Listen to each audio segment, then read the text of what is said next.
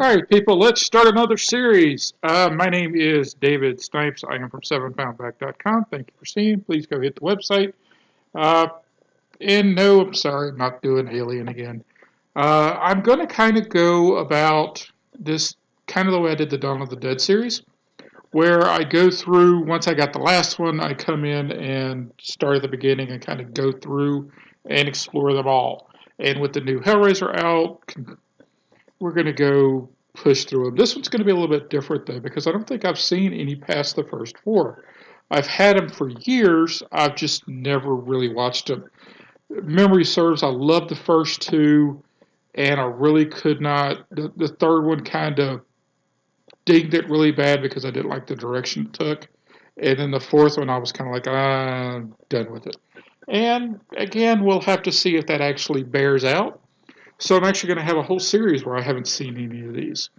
So again, I do want to thank you for joining me here. I haven't seen Hellraiser in years, to be quite honest with you, so I am kind of coming this with somewhat new-ish eyes. It's probably been 5 or 6 years since I've seen it. So let's go into Hellraiser and see if it's as good as I remember it being. And again, I'm not going to do spoilers till the end, so I am going to kind of give you a little bit of the plot. Those of you that read or watch my other movie reviews on 7poundbag.com are kind of familiar with this format. Haven't really got any complaints, but here we go.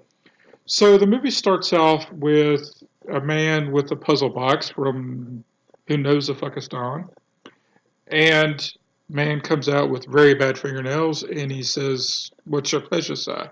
And the man says, "I want the box." Puts down some money. He kind of sits there for a bit. More money goes down. He says, "Take it. It's yours." And as the guy takes the box and leaves, he goes, "It always was." So it's a very good, strong opening, and I do thoroughly enjoy it. So then our next part, he comes across, and he's sitting in a box of candles, which is, again, very good symbolism because we still got the more squares going. How you light 40 candles and keep them all going when they're that small, who knows, but hey. And then he starts to open the box. And those of you that know the mythology, he's kind of looking to try to figure out between heaven and hell. Frank's house, that we come into a little bit later, has a lot of religious imagery in it, which is another thing that Clive Barker kind of plays with a bit with this series and a lot of his stuff, to be honest with you. So the box kind of opens, and then all of a sudden, Shane shoots out, and Frank is ripped apart. And the graphics here are not very well done. It's probably the biggest ding on this movie. It's very fake looking skin, to be quite honest with you. You would think in 1987 England you could almost find some punk people where you could do this, literally and get away with it. But Frank is ripped apart. And then the Cenobites show up. Well, actually, you only see two, really. And they start to find pieces of Frank's face. They put the face together. Pinhead picks up the box, kind of puts it together. And after he finishes putting the book together, everything vanishes and the room is back to being clean. Which is kind of interesting because Clive Barker does a very big show, not tell type in the movie here. And then quickly we push over to Julia and Andrew Robinson, who to me is amazing because he actually plays Garrick in Deep Space Nine. So I cannot unsee Garrick when I watch him do this. So it's kind of hilarious. So Garrick and Julia come in, and Julia's not liking the house. It's a very unhappy marriage. We kind of get beat over the head with that a good bit. Pretty much all of the scenes with her and Garrick are showing that they're not long for this world as far as marriage is concerned. And of course, thanks to Hellraiser, not exactly long, period. But slight spoiler. So we got Julia's not really liking the house. She puts her cigarette on the floor. They kind of explore the house a little bit. Julia finds where Frank's been sleeping. And then we come to this scene. And I'm going to kind of show it here.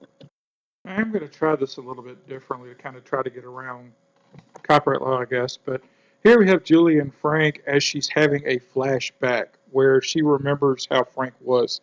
He visits her right before the wedding, and he kind of threatens her a little bit, and she's a bit turned on with it. Claire does an excellent job in this entire movie. She just asked him, "Well, what about her husband?" And he flicks out the knife cuts off her bra. Don't worry, YouTube, there's not really anything here. What you think you see, you don't actually see. There's like a glimpse, but I actually did move the camera out of it. Forgive the jumpy here, but I mean, my video capture prowess is not quite there yet.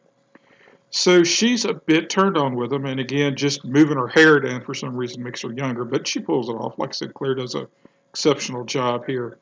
The reason why I picked this scene out, and I'm going to try to do this on all these videos where I pick out the one scene that I really love the most, is kind of the symmetry that you're seeing here. Again, Julia's upstairs where Frank was sleeping.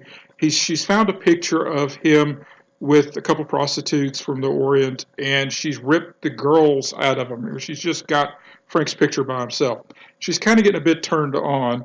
Meanwhile, there's Garrick moving a bed with two idiots.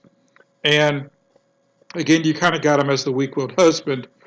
But as Frank is doing his thing with Julia, you've also got a bit of the thrusting of the bed, the marital bed, again, symbolism. There are on her wedding dress. There's the blood on Frank's back from the heart, and there's Garrick, and you can tell that nail coming. You can just see it. It's done several times there, as you can tell. And as Frank gushes, excuse the thing here, so does Garrick. And you see, can't see nothing there. It's covered up by his legs, so let's all be nice. Julia's also covered up by the bottom of the screen.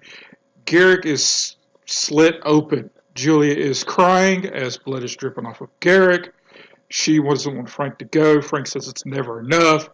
And she basically says she'll do anything to keep him, and he just kind of ignores her. And she's upset because Frank's got it like that. And in comes Garrick. Now, he can't deal with blood, which is hilarious, and he's dripping it all over the house. Julia's got no problem whatsoever with blood. She's staring at it. She doesn't care. She's just letting the blood go, to be quite honest with you. She doesn't mind seeing him in pain. Let's not get into the BDSM type thing yet. Garrick is about to faint. Julia tries to slow him down. Again, she's wearing white, but none of it's getting on her. That's always kind of fun. The blood is still dripping on the floor constantly. Julia's not really doing a monster job cleaning it up, but she does tend to wrap it up here. And as the scene kind of goes, the blood kind of starts to go into the floor. And as we see later on, the blood goes into rebuilding Frank, which is a lot of fun. So again, the movie goes on. Julia comes across a skeletal Frank, more or less, and Frank tells her that he needs her help to rebuild himself. So she basically goes to the bars around the house, picks up men, takes them back to the house, kills them, and Frank absorbs her blood. Skin and all the other good stuff to try to rebuild himself. And she's so sex obsessed that she does it. Welcome to the late 80s, everybody. And then I haven't mentioned Kirsty yet. She shows up. She loves her father, obviously. She's also not exactly a big fan of Julia. You get a whole lot of iciness between the two of them. I don't know if they were going for a Helen Langenkamp vibe from Nightmare on Elm Street, but she doesn't really pull it off. She's not really that impressive in this movie. She gets better in the later ones, if memory serves. But overall, the movie kind of, if you'll notice, there's no Cenobites or anything yet. I haven't really mentioned them but once. And they don't really do anything until the end. This is a very tell but don't show vibe. When the Cenobites show up, things have hit the fan. And it's time for the movie to be over with. And that's one thing that I do enjoy about this movie. This is very much a Julia, Frank, Garrick movie. And I think it's stronger for it. You do get a lot of, the backstory between the two of them. And it very well comes to the head where the Cenobites are not the main characters. They are the thing that ends it. They are the thing that comes up to end Frank. And I won't get into spoilers, but I'll go ahead and go into my bulk review here. The movie is very well acted. Julia is a terrific actress. I do think Claire Higgins should have had a better career, just as you can tell off her look, off her range. She should have done a lot better. I hate to say it, but had this movie come out later, she'd probably quickly be on tell you the truth, she'd probably be on one of the CSI or one of the Chicago shows as one of the main characters, or probably over burying boss or something, probably even on one of the HBO Cinemax shows or something. And they're telling what she could do on Billions. But anyway, Garrick is, of course, awesome. His eyes is probably his best acting feature as well. Again, he excels as Garrick for the same reason, just because you can get that glint of everything that he does. If you don't watch Deep Space Nine, the later seasons are probably the best, just because Garrick, to me, he's my favorite character of the entire series, much less the show. Again, Kirsty's not that impressive, but I mean, she does what she does. It's not that bad. Frank is the actor playing Frank's really good, but again, all he's got to play is a six-star creep. Not hard to pull off, I guess. As he is putting his body back together, it's his eyes are not as expressive, and the rest of it is practical effects. To be quite honest with you, so it's very well acted, because most of the acting has to be carried by Claire, and she does an exceptional job. The movie itself, I have some problems with the ending. Well, I'll come to the spoilers, but I love the setup. By the time the hard things happen that I don't really like, I don't care anymore, just because I'm sold on the movie. You know, it's kind of like having a 5-star dining experience, but, you know, the cobbler's dry. You know, by the time you're to that point, I don't care. I'm loving the menu. Major dings, again, the CGI is awful, which I'll come to in the spoilers. The effects are, for the most part, awful. As you can tell in the clip I showed, I'm guessing that's just thickened red wine. It doesn't even look like blood. Those of you that have cut your hand, I've actually had that injury, believe it or not. When I was in the Army, I was throwing pallets of stuff while I was in California, and actually slit my hand open to the bone. So I've actually had this very injury, which I just thought about it when I was just doing this review. It never crossed my mind that I've actually been here before.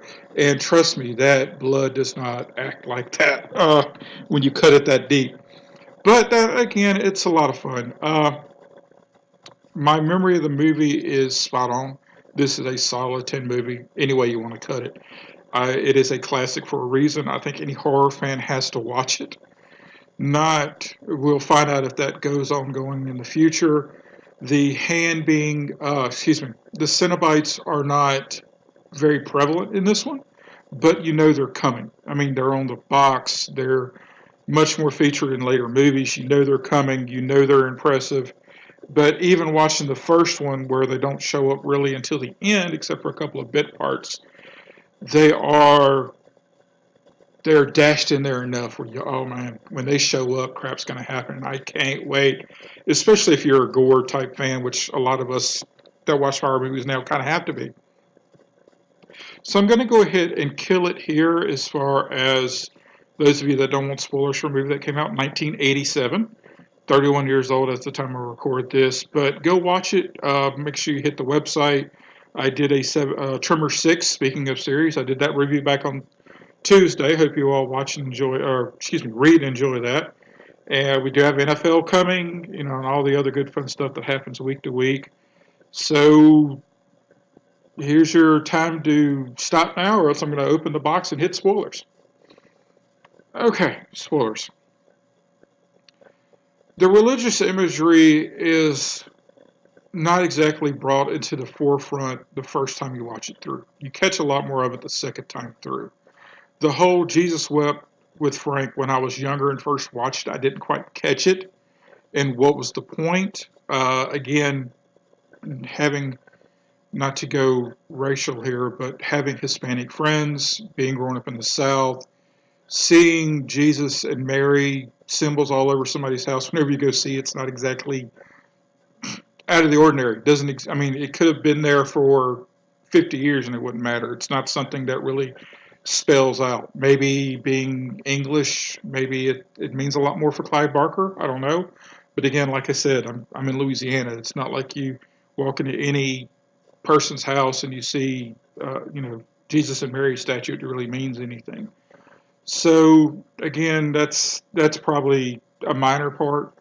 Number 2 on my 3 big hit list is, again, the CGI is awful. I don't need the dragon at the end. I don't need the little crawler thing that has the slap fight with Kirsty over the box. To me, that almost turns into a Mary Sue, considering he just backhands the boyfriend and he's down for the count, but she's able to basically combat it for a while and win by getting the box.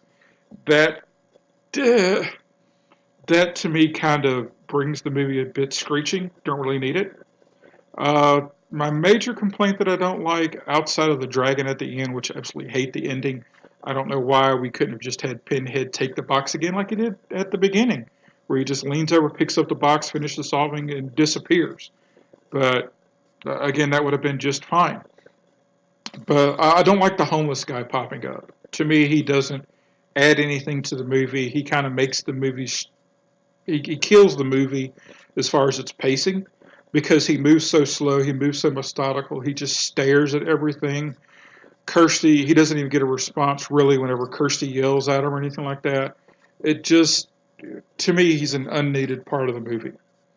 But him walking out there, it would have been, you could have even had him just walk out, reach to the fire, pick it up, and then turn around and walk off. I would have been perfectly fine with that ending. And to me, that would have been better. But again, that's just me. Maybe had the dragon been done better, maybe I would have cared more. But to tell you the truth, I don't really see the point in it. Again, but like I said, if you'll notice all of these nitpickies, I mean, yeah, the homeless dude does kind of show up a little earlier, but all this is like in the last 10 minutes, and I don't much care. Outside the, like I said, outside the CG graphics and all that. But again, this is a solid 10 movie. If you have any more nitpicks, by all means, throw them below. Just be nice for the people who haven't seen a 31-year-old movie. And I will see you all next week for Hellraiser 2, and we'll see if my enjoyment of that movie holds up after 5-6 years that I've seen it. But hit the website. Thank you for watching, and good day.